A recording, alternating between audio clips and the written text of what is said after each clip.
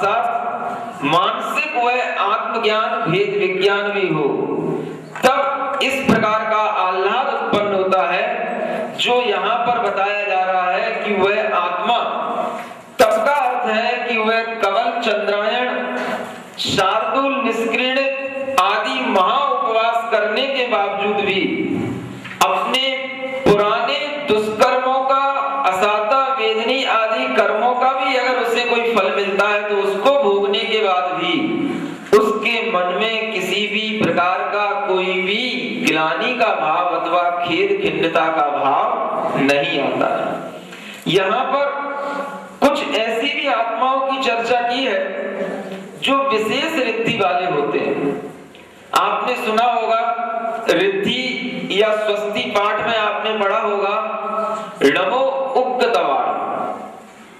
ऐसे उग्र तप तपने वाले मनस्वी और मुनीश्वर होते हैं कि वे अगर जितना जितना उग्र तप करें उतना उतना उनके अंदर वह आत्मा की शक्ति बढ़ती रहती है। यह उन रिद्धिधारी मुनीश्वरों की भी यहाँ पर चर्चा कर रहे हैं कि जो आपको आज देखने को नहीं मिलते, लेकिन ऐसे चतुर्थ काल में ऐसे मुनीश्वर होते थे जिनके अंदर इस प्रकार की रिद्धियां रहती थी कि वह, वैसे तो नियम होता है कि कोई भी आत्मा 6 महीने से ज्यादा का उपवास का नियम नहीं ले सकता, यह एक सामान्य नियम है। लेकिन कुछ ऐसे भी होते हैं जिनके लिए किसी भी प्रकार का कोई बंधन नहीं रहता। 6 महीने से ज्यादा भी उपवास करने की शक्ति अगर आती है तो ऐसी रिद्धियों के माध्यम से आ जाती है कि वह जितना जितना और तप करेंगे उनके अंदर आत्मा की वह शक्ति और बढ़ेगी, कम नहीं होगी। यह उस रिद्धि के माध्यम से उनके लिए संभव होता है जिसे हम उग्र तप रिद्धि कहते हैं। और उस उग्र तप रिद्धि को करने वाले जो मुनि महाराज होते हैं वह 6 महीने से भी ऊपर के उपवास कर लें तो भी उनके लिए किसी भी प्रकार का शरीर में कष्ट उन्हें अनुभूत नहीं होगा। यह उन रिद्धिधारी मुनीश्वरों की बात है जो वज्र, वृषभ, नाराज जैसे उत्कृष्ट सेनन को भी धारण करते हो और भीतर इस प्रकार का भेद विज्ञान भी रखते हो, और अगर वह साथ साथ चरम शरीरी हुए तो उनके लिए आयु का भी क्षय नहीं होता है। चरम शरीरी का मतलब ही होता है कि वह कितना भी तप कर लें, कितनी भी उग्र तपस्या कर लें, उनके लिए आयु कर्म की उदीर्णा इस प्रकार से नहीं होगी जैसे आप लोगों की हो जाएगी। आप अगर अपनी शक्ति से ज्यादा तपस्या करने बैठ जाओगे तो आपके लिए भले ही 80 वर्ष की आयु हो, आप 8 महीने में भी निपट सकते हो, 8 हफ्ते में भी निपट सकते हो, 8 दिन में भी निपट सकते हो। ये आपकी शक्ति के ऊपर है। वह क्यों होता है? क्योंकि हमारी मशीनरी, यह जो शरीर है वह इसी प्रकार का मिला है हमारे अपने हीन पुण्य के कारण से कहो, इस कली काल के कारण से कहो कि हम इस शरीर से यदवा तदवा तपस्या नहीं कर सकते हैं।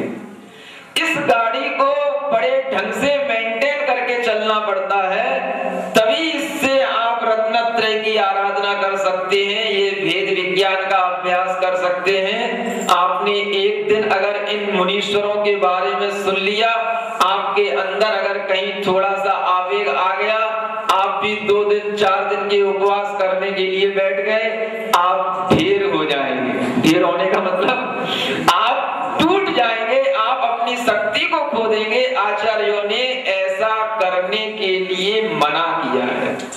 कुंदकुंज जैसे आचार्यों ने मना किया है कि इस पंचम काल में आप ऐसी गलती नहीं कर बैठना, क्योंकि आपके लिए अभी वह रत्नत्रय की आराधना इस शरीर के साथ होना है। अगर आपने किसी आवेश में आकर के इस प्रकार की गलती कर ली और जल्दी आपकी आयु का क्षय हो गया तो आपको आत्मघात का पाप लग जाएगा, यह तक आचार्यों ने कहा है। इसलिए वर्तमान के भी आचार्यों की बात को हम सुने और जो पहले जो मुनीश्वर हुए वो क्या करते थे उनकी भी बात को देखें। हम एकांत रूप से यही ना कहें कि पहले इस प्रकार के मुनीश्वर होते थे, अब वही मुनीश्वर हमें चाहिए और हम वही रट लगाएं कि ते मुनि कब हमें मिले हैं, जे भव जलधि जहाज। उनकी भी बात कर रहे हैं कि देखो उस चतुर्थ काल में ऐसी ऐसी रिद्धि को धारण करने वाले और बाहुबली सरीखे मुनि महाराज, जिन्होंने अपने जीवन में एक बार वैराग्य लेने के बाद में कभी किसी के घर जाकर के आहार करने की जरूरत ही नहीं समझी। शायद उनके मन में इतनी तपस्या का तीव्र भाव हो कि हमें अब कहां जाना, क्या भोजन करना, वह उन बाहुबली के साथ तो घटित हो सकता है, लेकिन आज के मुनि महाराज के साथ में ऐसा घटित ना होना चाहिए, ना उन्हें करना चाहिए। क्योंकि आचार्य कहते हैं हमें अपने उस शरीर को और इस समय की स्थिति को देखते हुए उस ज्ञान के साथ में चलना है जो ज्ञान हमें खेद खिन्नता भी उत्पन्न न कराए और हमारी आत्मा की रुचि को बढ़ाता रहे। वह बाहुबली भगवान तो एक बार के लिए खड़े हो गए तो जब तक उन्हें केवल ज्ञान प्राप्त नहीं हुआ तब तक के लिए उन्होंने वह उपवास ही किया। और वैसे देखा जाए तो किसी भी मुनि महाराज के लिए एक शास्त्रों का नियम है कि वह 6 महीने से ज्यादा का उपवास नहीं कर सकते, लेकिन बाहुबली महाराज ने तो 1 साल का उपवास कर लिया। ये कुछ ऐसे एक्स्ट्रा ऑर्डिनरी पर्सन हुए हैं जिनके उदाहरण हमारे लिए केवल एक आदर्श हो सकते हैं, अभी हम उस आदर्श पर चल नहीं सकते। वह बाहुबली भगवान तो ठीक है, लेकिन अगर कोई और चाहे, भले ही वह आदिनाथ भगवान थे, लेकिन उन आदिनाथ भगवान के लिए तीर्थंकर के लिए नियम होता है कि वह अपने दीक्षा के बाद में आहार करने के लिए श्रावक के यहाँ अवश्य जावें, क्योंकि उसके माध्यम से भी वह दान तीर्थ की प्रवृत्ति चलेगी और उसके माध्यम से भी वह धर्म तीर्थ की प्रवृत्ति आगे बढ़ेगी। नहीं तो लोग यही समझेंगे कि सबसे बड़ी तपस्या तो यही है कि एक बार दीक्षा ले लो, फिर बाद में ना आहार करने को मिलता है ना पानी पीने को मिलता है। लोग उस तपस्या से डर जाएंगे और अगर तीर्थंकर ऐसा सोचेंगे, ऐसा करेंगे, तब तो फिर सब उन्हीं का अनुसरण करते हैं। इसलिए तीर्थंकरों के लिए तो आवश्यक है कि वह नियम से श्रावक के घर पर आहार करने जाएं। बाहुबली तीर्थंकर नहीं थे, इसलिए वह एक स्थान पर खड़े हो गए, 1 साल तक खड़े रहे, उनका काम तो चल गया, लेकिन आदिनाथ भगवान को 6 महीने के बाद उठना पड़ा और उन्हें वह आहार ग्रहण करने के लिए श्रावक के यहाँ जाना पड़ा। यहाँ पर ऐसे मुनि महाराज की भी चर्चा है कि ऐसे उग्र तप वाले मुनि महाराज होते हैं जो 6 महीने से ऊपर का भी उपवास कर लें तो भी उनके अंदर असाता वेदनी कर्म की उदीर्णा नहीं होती और वह उससे खिन्न नहीं होते। उन उग्र तपधारी मुनि महाराजों की आयु जो होती है वह भी निरुपद्रव आयु होती है, जिसे हम बोलते हैं अपमृत्यु नहीं होना, जिसे हम कहते हैं कि उन मुनि महाराज के लिए ही वह ऐसा सहना और ऐसी योग्यता प्राप्त है कि उनका कितना भी वह तपस्या कर ले अकाल में मरण नहीं होगा। लेकिन वर्तमान में अगर आप लोग ऐसा करेंगे तो आपका अकाल मरण निश्चित रूप से हो जाएगा। महाराज हमने तो सुना है कि अकाल मरण होता ही नहीं, जो कुछ भी होता है वह सकाल ही होता है, क्योंकि भगवान ने जैसा देखा है वैसा ही तो घटित होगा, और भगवान ने जैसा देखा है वैसा अगर घटित होगा तो फिर वह अकाल और सकाल की कोई बात ही नहीं। और पंचम काल में भी चाहे चतुर्थ काल में भी जो जो देखी वीतराग ने, वीतराग जो जो देख रहा है वही वही तो हम सबके साथ में घटित हो रहा है। और उसके देखे और जाने बिना तो अगर कुछ घटित हो गया तो वह तो फिर अकाल घटना कहलाएगी। और वह जो काल के साथ में एक एक आयु का कण बना हुआ है, उस काल के साथ ही उसका जीवन चल रहा है। जैसा भगवान ने देखा है उस समय पर उसको वैसा ही मरण होगा, और उस मरण के साथ में उसके लिए आयु का क्षय हो जाएगा। तो उसमें फिर अकाल मरण की बात कहां से आ गई महाराज? आप लोग सुन रहे? आचार्य कहते हैं ऐसा वर्णन तीर्थंकरों ने भी अपने केवल ज्ञान में नहीं किया जैसा वर्णन आजकल के कुछ भावी तीर्थंकर कर रहे हैं। वह तीर्थंकरों ने अपने जो केवल ज्ञान में देखा है, उन्होंने यह नहीं कहा कि जैसा हमने अपने केवल ज्ञान में देखा है वैसा ही तुम्हारे साथ घटित होगा, इसलिए तुम चादर ओढ़ के सो जाओ, तुम्हें कुछ करने की जरूरत ही नहीं, क्योंकि हम जो देख रहे हैं वैसा ही तुम्हारे साथ होने वाला है। अगर आप 80 वर्ष की भी आयु लेकर के आए हो और आप अपनी अज्ञानता में अथवा प्रमाद में अथवा इसी प्रकार के मिथ्या ज्ञान में बह करके आप ट्रक के सामने आ गए, ट्रेन के सामने बैठ गए, और उस समय पर आपके लिए यह अगर आपने सुन रखा है कि जो जो देखी वीतराग ने, तो वो वीतराग यही देख रहा है कि आपकी यह मूर्खता और यह अज्ञानता अभी मिटने वाली नहीं है, क्योंकि अभी आपकी भवितव्यता बहुत दूर है। वह आचार्य कुंद जैसे आचार्य कहते हैं भाव पावड़ जैसे ग्रंथों में, आपने अगर अष्टपावड़ नहीं पढ़ा हो तो पढ़ लेना। भाव पावड़ की 25, 26 और 27 नंबर की गाथाओं में वहां पर वह पंच परावर्तन का वर्णन करते हुए बताते हैं कि इस आत्मा ने विष वेयण रक्तक खय भय सत्तक गहन संकिलेशाणम आहार उत्सासाणम निरोहणा खिज्जये आऊ। ये भाव पावड़ में आचार्य कुंद देव ने एक गाथा में लिखा है। क्या लिखा है?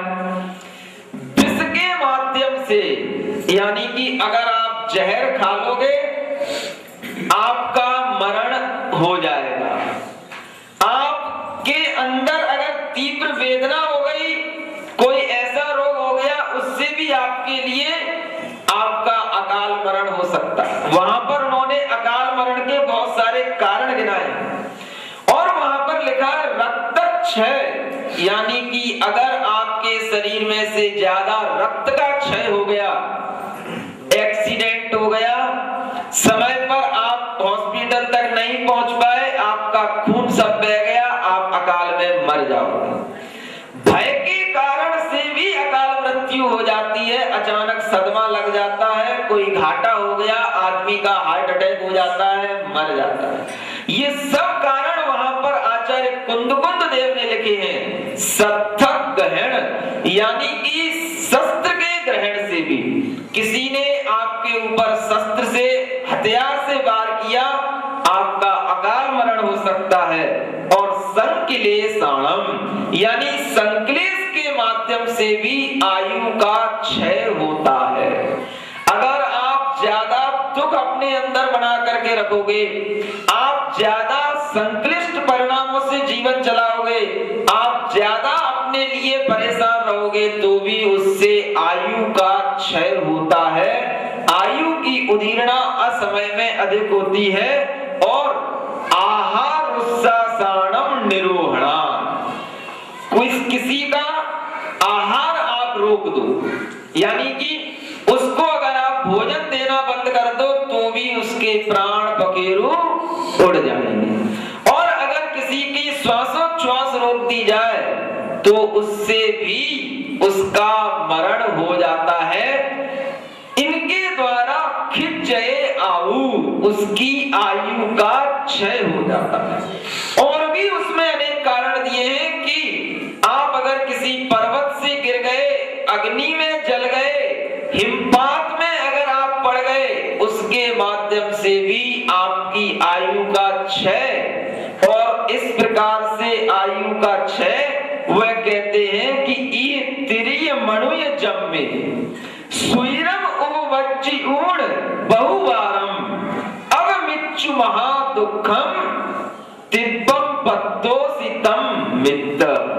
एक बहुत अच्छा संबोधन आचार्य कुंदकुंद देव ने दिया उस भव्य आत्मा के लिए। मित्र, हे मित्र, तुमने इस जीवन में ही नहीं अनंत काल में ऐसे बहुत सारे जीवन प्राप्त किए हैं जिसमें इस प्रकार से तिर्यंच और मनुष्य गति में उत्पन्न होकर के अकाल मरण का महान दुख भोगा है। अब मिच्छु महादुखम, अब मिच्छु होता है अपमृत्यु।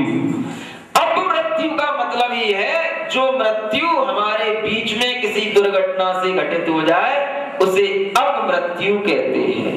वह अकाल मृत्यु कहलाती है। और उस अकाल मृत्यु का महादुख तिर्यंच भव में भी भोगा है और मनुष्य भव में भी भोगा है, क्योंकि यही दोनों ऐसी गतियां हैं जहां पर अकाल मरण संभव है। देव गति में अकाल मरण नहीं होता। वहां जितनी आयु मिलती है उस आत्मा को वह उतनी ही आयु पूर्ण भोगता है। नरक गति में भी अकाल मरण नहीं होता है, क्योंकि नरक गति में भी उसे जितनी आयु प्राप्त होती है वह उतनी आयु भोग करके ही निकल सकता है। यह नियम है। इसके अलावा कुछ ही मनुष्यों में ऐसा नियम होता है जो चरम शरीरी हो, तीर्थंकर हो, उन्हीं के लिए यह नियम है कि उनका अकाल मरण नहीं होता है। बाकी सबका अकाल मरण हो सकता है। एक भोग भूमिया जीव होते हैं उनका भी अकाल मरण नहीं होता है। ऐसे कुछ अपवादों को छोड़ करके आचार्य कहते हैं इस तिर्यंच और मनुष्य गति में इन सभी जीवों का अकाल मरण हो सकता है, होता है।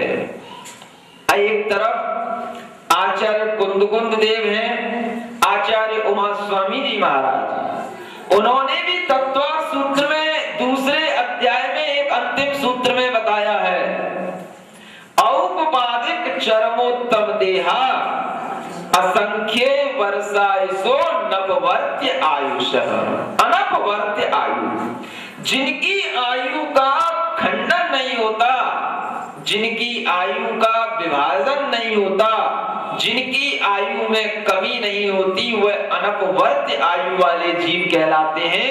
वह कौन से होते हैं? तो वह आचार्य उमा स्वामी महाराज का कम से कम तत्वार्थ सूत्र का वह दूसरा अध्याय का वह अंतिम सूत्र भी आप पढ़ लोगे तो भी आपके ज्ञान में यह बैठ सकता है कि कौन कौन से जीवों का अकाल मरण नहीं होता। औपपादिक, जिनका उपपाद जन्म होता है। किनका होता है उपपाद जन्म, जानते हो? देवनारकाणाम उपपाद है। बहुत बार आप लोगों ने तत्वार्थ सूत्र पढ़ा होगा, बहुत चातुर्मास हो चुके हैं, लेकिन फिर भी आप लोग उन आचार्यों की वाणी का न चिंतन करते हैं, न मनन करते हैं, न उसे ध्यान रखते हैं। औपपादिक, जिनकी देह यानी कि उपपाद जन्म होने वाले वह देव और नारकी, ये उस सूत्र की व्याख्या है।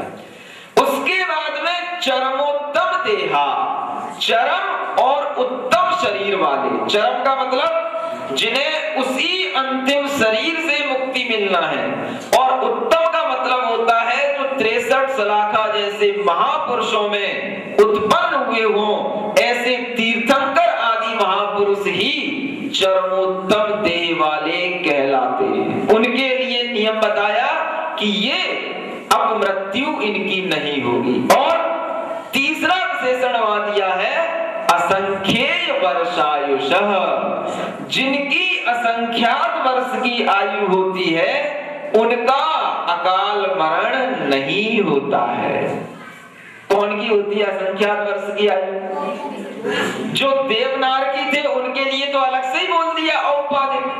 अब ये असंख्यात वर्ष की आयु उन मनुष्यों और तिर्यंचों के लिए जो भोग भूमि में उत्पन्न होते हैं, जिनकी 1 पल्ल की, 2 पल्ल की और 3 पल्ल की आयु होती है, बस इनके लिए नियम है, बाकी किसी के लिए कोई नियम नहीं है। इतने बड़े सूत्र ग्रंथ की अवहेलना करके भी हम यह बोलने का और यह प्रवचन सुनाने का साहस कर लेते हैं कि इस आत्मा की अकाल मृत्यु तो होती ही नहीं, और सभी लोग उसको सुन भी लेते हैं, क्योंकि किसी भोले प्राणियों को इतना ज्ञान नहीं रहता कि आचार्यों ने कहा क्या लिखा है। हम सब सुन करके उसको मान भी लेते हैं, लेकिन हम यह भूल जाते हैं कि आचार्यों की वाणी के विरुद्ध बोलना, जिन वाणी की आसाधना करना, तीव्र मिथ्यात्व कर्म का आश्रव और बंद करना है। आश्रव और बंद के कारणों में आचार्यों ने लिखा है कि जो जिनवाणी की आसाधना करते हैं, शास्त्र के विरुद्ध एक अक्षर भी बोलते हैं, उन्हें घोर मिथ्यात्व कर्म का बंद होता है और उनका संसार बहुत दूर तक चलता है, वह निकट संसारी नहीं कहे जा सकते।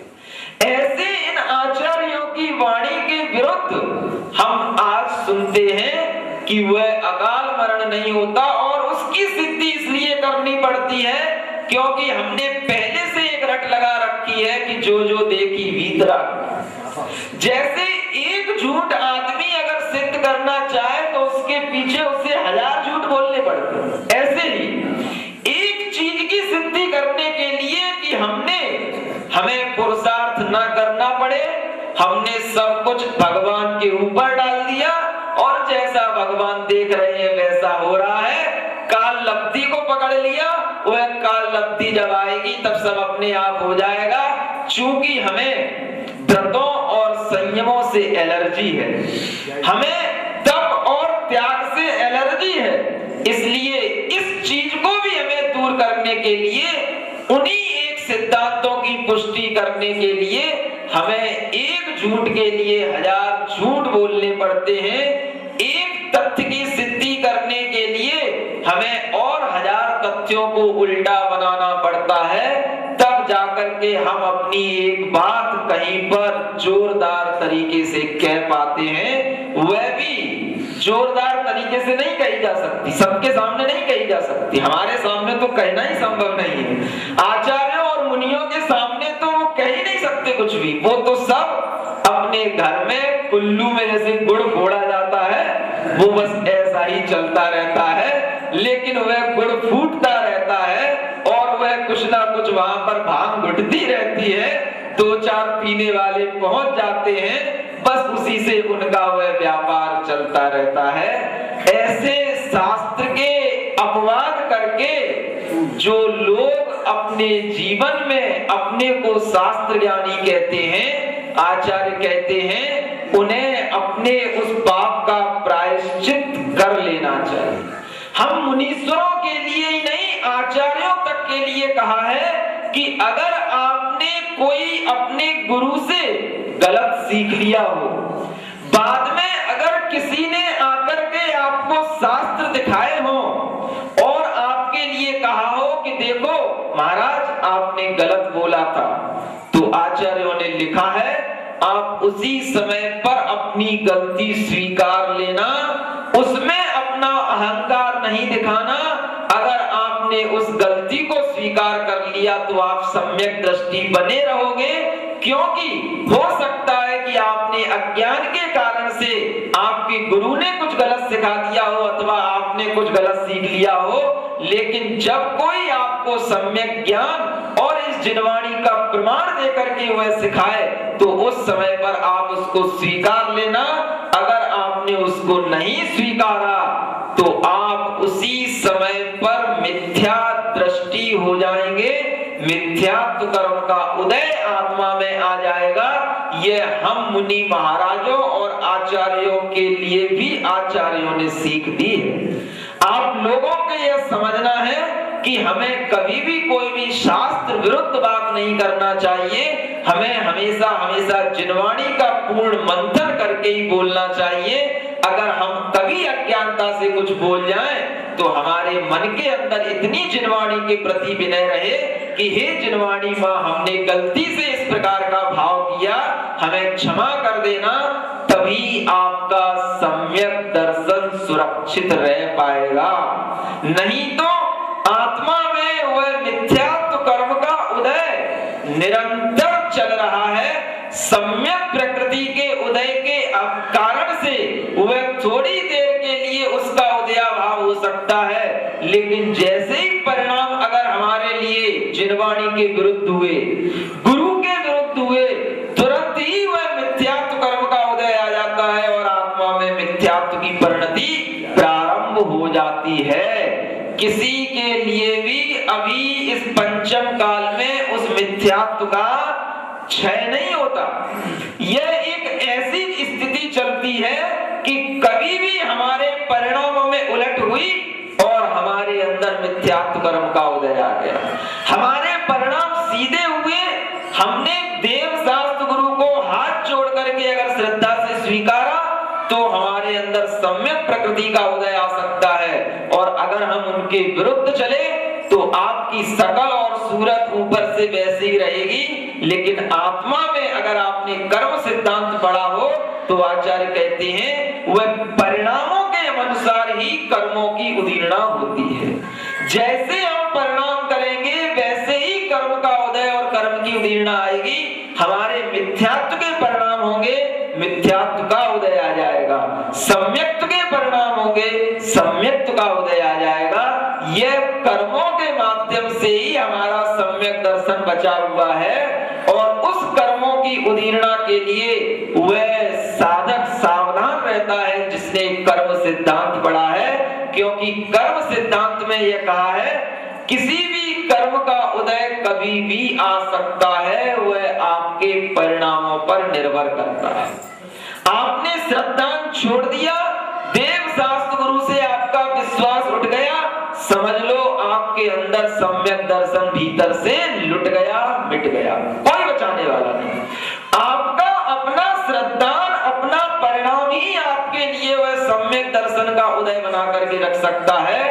और जिस समय पर आपके लिए यह परिणाम उल्टा हो गया, तुरंत मिथ्यात्व कर्म वहीं पर बैठा है और वह धावा बोल करके बैठा है, अपनी शक्ति को जमा करके बैठा है। किसी की भी आत्मा से उसका अभाव नहीं हुआ है। क्षायक सम्यक दर्शन हुए बिना उस मिथ्यात्व का अभाव होता नहीं है और इस पंचम काल में क्षायक सम्यक दर्शन होता नहीं। इसलिए आचार्य कहते हैं अपने लिए यह ध्यान रखना है कि संक्लेश रहित तप करो, श्रद्धान रखो और अपनी शक्ति के अनुसार त्याग करते हुए, अपनी शक्ति के अनुसार श्रद्धान रखते हुए इस मोक्ष मार्ग पर अगर आप चलोगे तो आपके लिए वह सम्यक दर्शन इस संसार से पार लगाने वाला हो जाएगा। जो भेद विज्ञान से उत्पन्न आह्लाद है,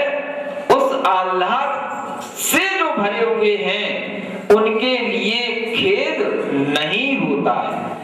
खेद बाहर से होना अथवा नहीं होना यह भीतर के भेद विज्ञान को प्रकट नहीं करता। एक बात यह भी ध्यान रखना, जैसे अभव्य जीव होते हैं, अभव्य जीवों के लिए कभी भी सम्यक दर्शन नहीं होता, लेकिन वह बड़ी बड़ी तपस्या कर सकते हैं। इतनी तपस्या कर सकते हैं कि अगर उनके लिए कितना ही बड़ा उपसर्ग किया जाए वह उफ नहीं करेंगे, खेद खिन्न नहीं होंगे, लेकिन उनके भीतर भेद विज्ञान नहीं रहता है।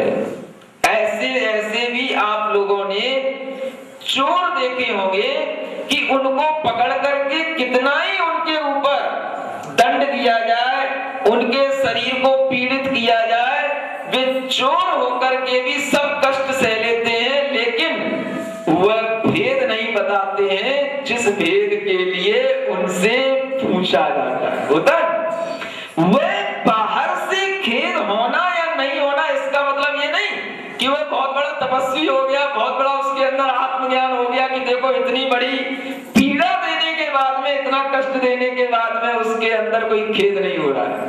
वह उसकी अपनी एक मानसिक दृढ़ता हो सकती है, लेकिन भेद विज्ञान एक अलग चीज है। भेद विज्ञान के साथ में प्रारंभिक अवस्था में खेद हो भी सकता है, लेकिन वह उस भेद विज्ञान के साथ में आत्मरुचि अगर बनाए रखता है तो उस खेद को भी जीतने का अभ्यास कर लेता है। प्रारंभ में अगर आप ने अपने जीवन में कभी मान लो एक आसन भी नहीं किया और आप एक दिन अगर एक आसन करने बैठ जाएंगे तो आपको उतने से ही खेद खिन्नता होने लगेगी, लेकिन वही अभ्यास अगर आप कई दिनों तक करते रहेंगे तो आपके लिए वह खेद खिन्नता पहले जैसी नहीं होगी जैसी आपने पहली बार की थी। क्यों? क्योंकि अभ्यास के माध्यम से भी उस शरीर में शक्ति आती है, मानसिक शक्ति भी बनती है और वह खेद खिन्नता धीरे धीरे अभ्यास के माध्यम से भी दूर होती है। अगर आप ज्ञान पूर्वक संयम, व्रत, तप यह सब करने का अभ्यास बनाए रखते हैं तो वह अभ्यास आपके साथ साथ जैसे जैसे बढ़ेगा आपका भेद विज्ञान भी बढ़ेगा और आपके अंदर आनंद का ज्ञान भी बढ़ेगा। आपके अंदर वह आनंद का स्रोत अपने आप फूटेगा, जिसे आचार्य यहाँ कह रहे हैं कि वह भेद विज्ञान से जनित आह्लाद। बाकी का जो आह्लाद है वह सब तो बाहरी वस्तुओं से उत्पन्न हुआ आह्लाद होता है, लेकिन भेद विज्ञान से जनित जो आह्लाद होता है वह उस अंतर आत्मा के पास में होता है और वह आह्लाद अगर एक बार उसको प्राप्त हो जाता है तो फिर वह अपने ऊपर आने वाले अनेक शारीरिक कष्ट, प्रतिकूलताएं, परिसय सबको सहन करने का एक मन बना लेता है और वह सब कुछ सहन कर लेता है। इसलिए वह भेद विज्ञान के साथ में तप करना ही हमारे लिए सार्थक है, ऐसा यहाँ पर आचार्यों ने कहा है। राग द्वेषादि कल्लोलै रलोलम यन्मनोजलम सपश्यत्यात्मनस्तत्त्वं सतत्त्वं नेतरो जनः। अब देखो आचार्य कहते हैं इस आत्म तत्व को कौन देख सकता है? जिसने राग द्वेष आदि कल्लोल, कल्लोल कहते हैं तरंगों को, वेव्स को।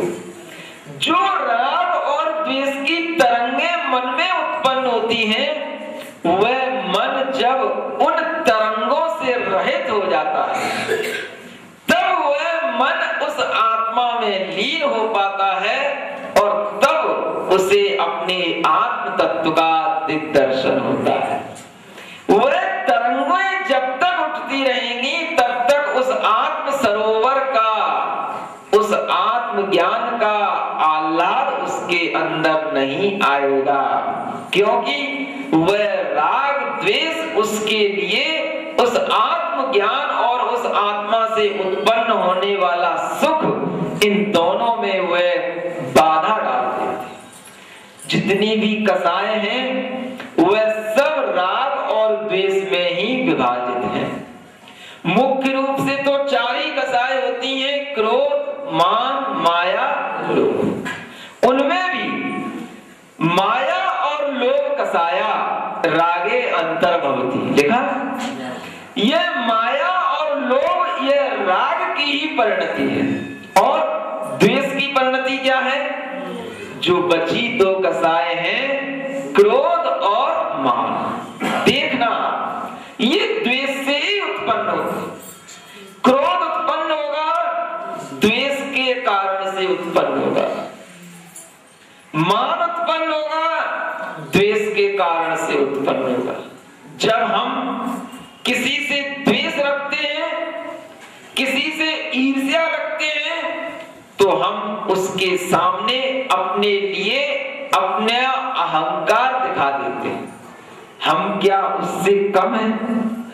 आपका अहंकार जो ये आया, ये आपका उसके प्रति द्वेष भाव के कारण से।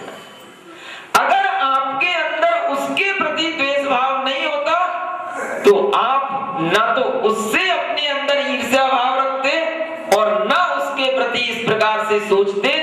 आप अपने अंदर अपने अहंकार की भी सुरक्षा उस द्वेष के कारण से करते हैं, और जब भी कभी आपके अंदर वह द्वेष उत्पन्न होगा तो वह क्रोध और मान इन्हीं के माध्यम से होगा। आपके अंदर द्वेष भी क्रोध से उत्पन्न होगा और क्रोध से ही द्वेष उत्पन्न होगा। वह द्वेष की ही ये दोनों परिणतियां हैं, क्रोध और मान। आपके लिए क्रोध उत्पन्न दूसरे से क्यों होता है? जब कोई आपकी बात को नहीं मानता है।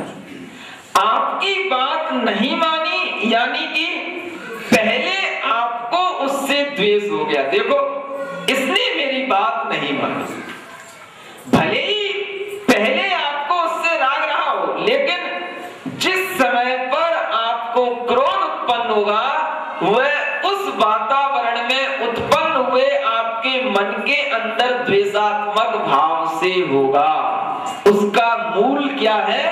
द्वेष भाव है।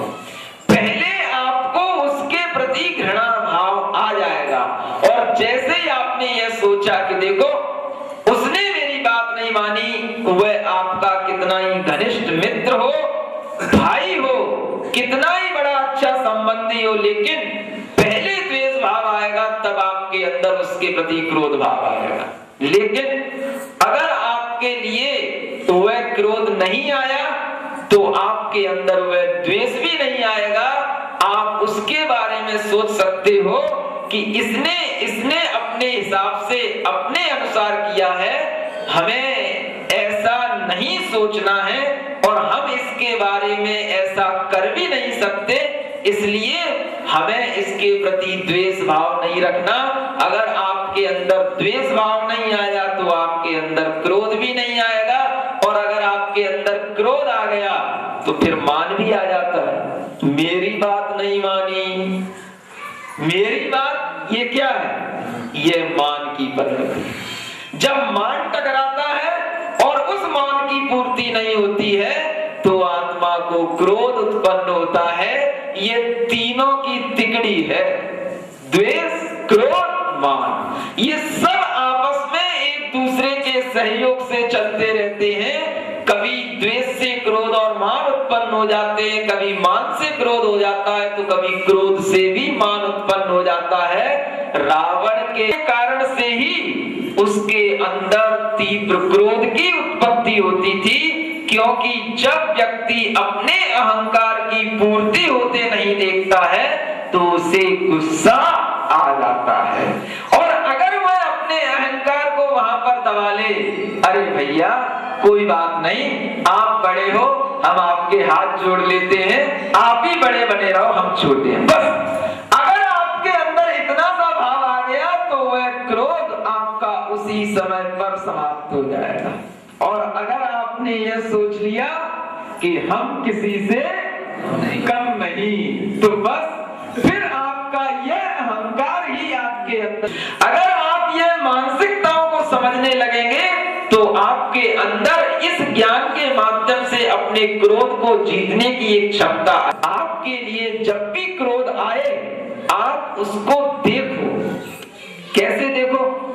जिस समय आएगा उस समय तो आप क्रोध को नहीं देख पाओगे, उस समय तो आप सामने वाले को ही देखोगे। बहुत जब भी आपको लगे 1 घंटे बाद, आधा घंटे बाद, अगर आपको यह लगने लगे कि मैंने गुस्सा किया, मुझे गुस्सा नहीं करना चाहिए, आपके लिए अगर इतना भी अपने लिए आत्मज्ञान उत्पन्न हो जाएगा कि मुझे गुस्सा नहीं करना चाहिए था, हमने देखो उसके ऊपर बेवजह गुस्सा किया और उसके लिए हमने मार भी दिया, वह रोने लगा और वह रो करके चला गया, लेकिन हमारा यह कृत्य अच्छा नहीं था।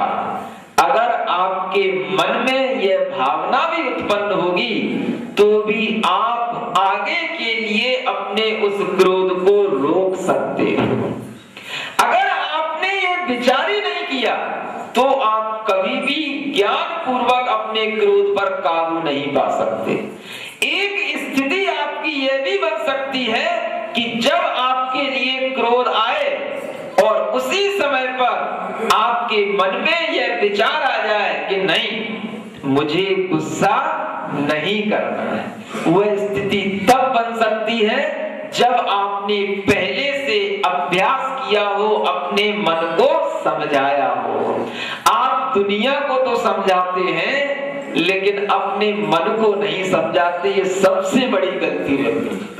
हम अपने ही मन को ऐसी भावनाओं के माध्यम से समझाएं कि देखो यह क्रोध कसाय कलह उत्पन्न कर देता है।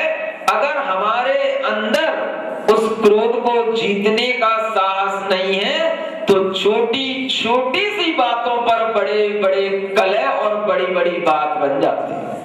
छोटी छोटी सी बात, आपसे किसी ने कुछ कहा, आपके सामने दो परिस्थितियां हैं, या तो आप उसकी बात को तुरंत रिएक्ट करके उसके ऊपर उल्टा बोल करके उसको जवाब दे सकते हो, दूसरी आप उसको हंसी में भी ले सकते हो, उसको हल्के से भी ले सकते हो। भले ही सामने वाले ने आपके ऊपर उस अभिप्राय से नहीं कहा हो, लेकिन आपके अंदर अगर गुस्सा है तो आपको उसकी अच्छी बात भी, अच्छी सीख भी उसके लिए गुस्से का कारण आपके लिए बन जाती है, क्योंकि आपके दिमाग में वह क्रोध की मानसिकता चल रही है और उस समय पर अगर आपने अपने आप के विचार को नहीं संभाला तो आप उसको उल्टा ही ग्रहण करेंगे।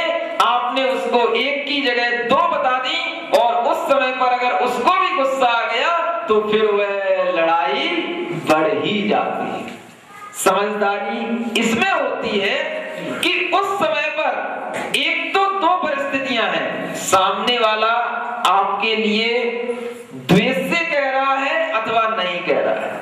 हमें इस हद तक तैयार रहना चाहिए कि अगर कोई सामने वाला हमसे द्वेष में भी कोई हमसे कटाक्ष करे, कोई व्यंग करे, तो हम उसे भी हंसी में उड़ाने की क्षमता रखें, उसकी बात को माइंड न करें और उस बात को भी हम हल्के से लेकर के एक सज्जनता के, जो शिष्ट व्यवहार के जो वचन होते हैं, उन वचनों के माध्यम से हम उसको भी समझा सकते हैं। अगर हम वहां पर शिष्ट वचन का प्रयोग करने की बजाय कठोर और अशिष्ट वचनों का प्रयोग कर देते हैं तो उस समय पर वह कितना ही माइनस में टेम्परेचर हो, माहौल तो गर्म हो ही जाता है।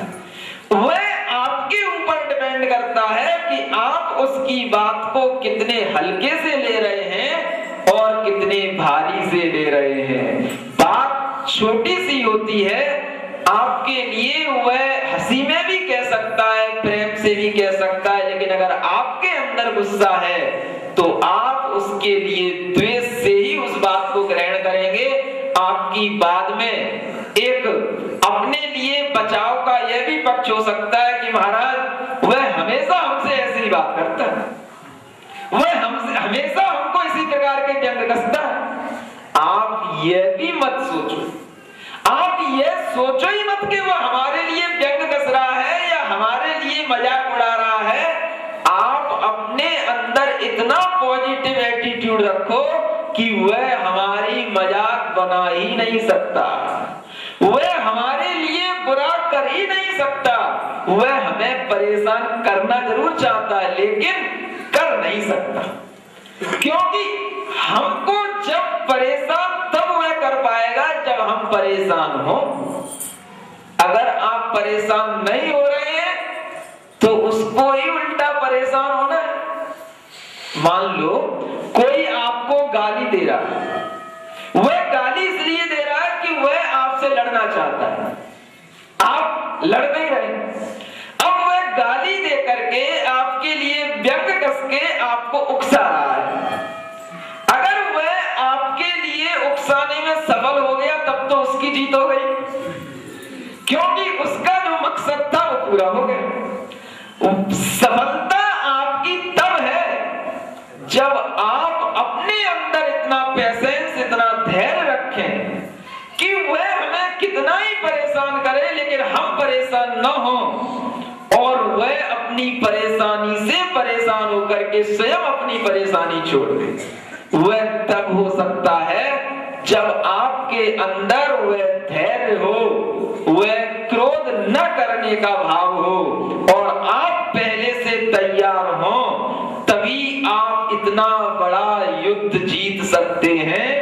नहीं तो बिना युद्ध के हर घर घर में छोटी छोटी बातों पर महाभारत होते रहते हैं, वो सब होते रहते हैं, हर घर में होते हैं। पति का पत्नी से, पत्नी का पति से, बच्चों से, भाई से, सास का बहू से, एक द्वंद्व चलता ही रहता है।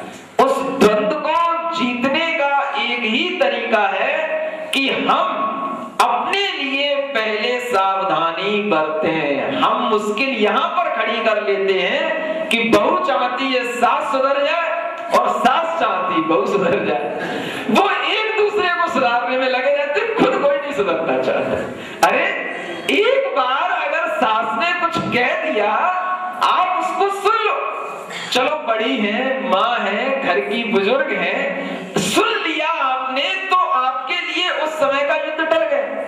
अगर आपने उसी समय पर पुनः रिएक्ट कर दिया तो फिर वह युद्ध का प्रारंभ एक बार हो जाता है तो फिर वह छूटता नहीं। महाराज एक बार की वो बात तो फिर भी सहन कर ले, वो रोज रोज वही होता है, उसी बात पर रोज रोज वही कलह होता है। अगर वह रोज रोज भी कलह होता है तब तो आपको और अच्छे तरीके से अभ्यस्त हो जाना चाहिए कि भैया ये तो रोज रोज की बात है, अब काय को रोज रोज कलह करना, अपन तो रोज रोज पूजा करते हैं, रोज रोज कहां तक परिणाम अपने खराब करेंगे। इसलिए तुम्हें जो बोलना है सो बोलते रहो, तुम्हें जो करना है सो करते रहो, हम अपना धर्म ध्यान कर रहे हैं। बोलो इसके अलावा और कुछ कोई तीसरा ऑप्शन है? या तो पहली बार होगा या बहुत बार हो चुका होगा। बहुत बार हो गया है तो भी आप अब उससे अभ्यस्त होने के नाते अपने ज्ञान को इस तरह से परिवर्तित करो कि आप अगर शांत हो जाएंगे तो सामने वाले की शांत होने की संभावना है। आप अगर शांत नहीं हुए तो फिर सामने वाले के लिए हम कुछ नहीं कह सकते हैं, क्योंकि उसका परिणमन, उसका परिणाम अगर आपके ऊपर निर्भर करता है और आप उसके लिए क्रोध उत्पन्न करने में सहायक हो जाते हैं तो फिर वह कलह की परंपरा कभी टूटने वाली नहीं है। इसलिए यह राग द्वेष की कल्लोलें माने तरंग हो तो फिर भी ठीक है, वो जब ज्वार भाटा आता है ना तब तो फिर बड़ी मुश्किल हो जाती है। यह तरंगों की बात तो उन मुनि महाराज के लिए है कि जिनको कभी कभी किन्हीं प्रसंगों में थोड़ा राग द्वेष हो जाता है, कभी क्रोध मान आ जाता है, तो वो अपनी तरंगें बहुत जल्दी अपने आत्मज्ञान से शांत कर लेते हैं, क्योंकि तरंगों को तो शांत किया जा सकता है, लेकिन हम उन तरंगों की बात कर रहे हैं जो सुनामी है, जो बड़ी बड़ी आपके समाज में, आपके घरों में प्रतिदिन उठती है और कभी कभी बड़ा बड़ा अनर्थ भी कर देती हैं। इन तरंगों से अगर आदमी ज्यादा पीड़ित हो जाता है तो ऐसे ऐसे कदम भी उठा लेता है कि वह आत्मघात करने जैसे पाप के बारे में भी सोच लेता है। इसलिए यह प्रयास करो कि हम अगर जैन हैं तो हमारे माध्यम से किसी को पीड़ा न पहुंचे, चाहे वो मेरी सास हो और चाहे वो मेरे ससुर हो, चाहे वो मेरा भाई हो और चाहे वो मेरा शत्रु हो, मेरे द्वारा किसी को पीड़ा नहीं पहुंचना चाहिए। यह भाव आपके आपके अंदर रहेगा तभी आप उस सुनामी से बच सकते हैं। बाकी ऐसी सुनामी तो कई बार आती है चली जाती है, उससे वो संसार मिटने वाला नहीं है। वो तो एक संसार यहाँ का छूटा दूसरी जगह का संसार हो जाता है। लेकिन ये जो भीतर की सुनामी है, ये महाभयंकर तूफानी लहरें हैं, ये क्रोध की, अहंकार की, जो हमारे अंदर रोजाना उठती हैं और उनसे हम निरंतर क्षुब्ध होते हैं, परेशान होते हैं, बेचैन रहते हैं। उस सुनामी को शांत करने के लिए ये शास्त्रों का अमृत अपने ऊपर रोजाना छिड़कें, जिससे कि यह तूफान कम हो और आपको अपने आत्मज्ञान की प्राप्ति हो। बोलो महावीर भगवान की। योगींद्र का मन सरोवर है निहाल, ना है जहां कलुष राग, स्वामी वही निरखता निज आत्म तत्व, रागी नहीं वह कभी लखता स्वतत्व। आमंत्रित करता हूँ श्रीमती कमलेश पाइया को कि मैं यहाँ पर आकर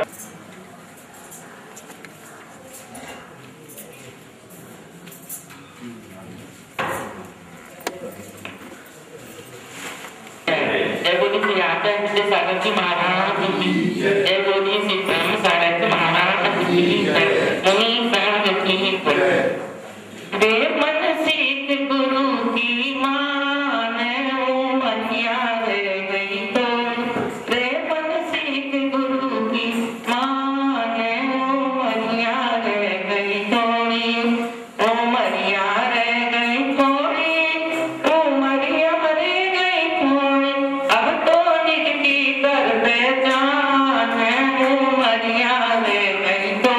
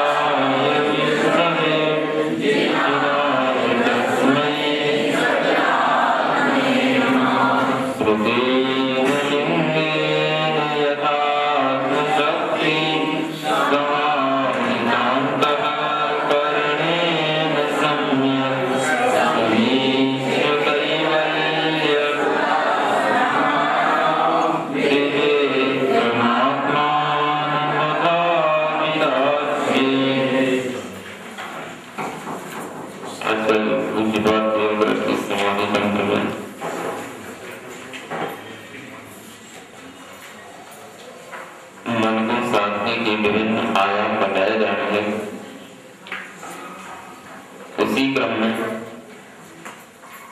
यहाँ पर हम मन को कैसे विक्षेप से रहित, भ्रांति से रहित, अविक्षिप्त कैसे बनाएं और उस अविक्षिप्त मन का आश्रय क्यों लिया जाता है, इसके बारे में यहाँ कुछ कहा जा रहा है। अविक्षिप्तम मनस्तत्वम विक्षिप्तम भ्रांतिरात्मनः धारयेत् तद् अविक्षिप्तम विक्षिप्तम नाश्रयेत् ततः। अविक्षिप्त मन ही तत्व कहलाता है। तत्व किसे कहते हैं? अविक्षिप्त मन को तत्व कहते हैं। यह आपके लिए तत्व की नई परिभाषा हो सकती, लेकिन यह किस संदर्भ में लिखी गई है इसे आगे बताया जाएगा। विक्षिप्त क्या कहलाती है? आत्मा की जो भ्रांति है उसे विक्षिप्तता कहते हैं। जैसे कि आप लोग देख रहे हैं, अगर मन के अंदर विक्षिप्तता रहती है तो वह एक तरह से हमारे मन में भ्रांति के कारण से ही होती है। विक्षिप्तता का मतलब यही है, जैसे कि आप इस माइक को देख रहे हैं, क्योंकि इसका वोल्टेज कम है,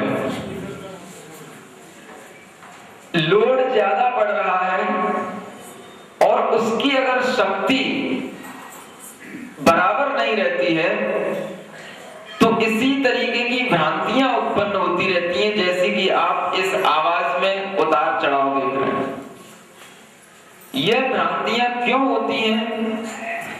तो आचार्य कहते हैं उसकी शक्ति की कमी के कारण से होती है। अगर वोल्टेज कम है, विद्युत शक्ति कम है, अथवा यूं कहें कि आपने उसके ऊपर ज्यादा लोड डाल दिया है, तो जिस प्रकार से उस आवाज में उस विद्युत की तरंगों में फ्लक्चुएशन आता रहता है, उसी प्रकार से आचार्य कहते हैं कि जब तक हमारा ज्ञान राग द्वेष से तरंगित रहता है, जब तक हमारे ज्ञान में कसायों की धारा बहती रहती है, जब तक हमारी ज्ञान की शक्ति पूर्ण प्रकट नहीं होती, तब तक हमारा मन इसी आवाज की तरह कमती बढ़ती और उतार चढ़ाव और उसके अंदर ऐसी विक्षिप्तता बनी रहती है कि हमें वह आवाज स्पष्ट सुनाई नहीं पड़ती। उसी प्रकार से जब तक आत्मा में कसायों की धारा अधिक चलती है, ज्ञान की शक्ति कम हो जाती है। ज्ञान की शक्ति कम हो जाएगी तो हमारे लिए वह मन हमेशा हमेशा क्षुब्ध बना रहेगा, और उसी क्षुब्ध मन को यहाँ पर अविक्षिप्त मन कहा गया। वह मन की अविक्षिप्तता ही भ्रांति है, और जब वही मन भ्रांति से रहित हो जाता है, विक्षेप से रहित हो जाता है, अर्थात उसमें किसी भी प्रकार का कोई फ्लक्चुएशन नहीं होता है, तो वह अविक्षिप्त मन कहलाता है, शांत मन कहलाता है। वह कब होता है? वह तब होगा जब उस मन में आत्मा के द्वारा ज्ञान शक्ति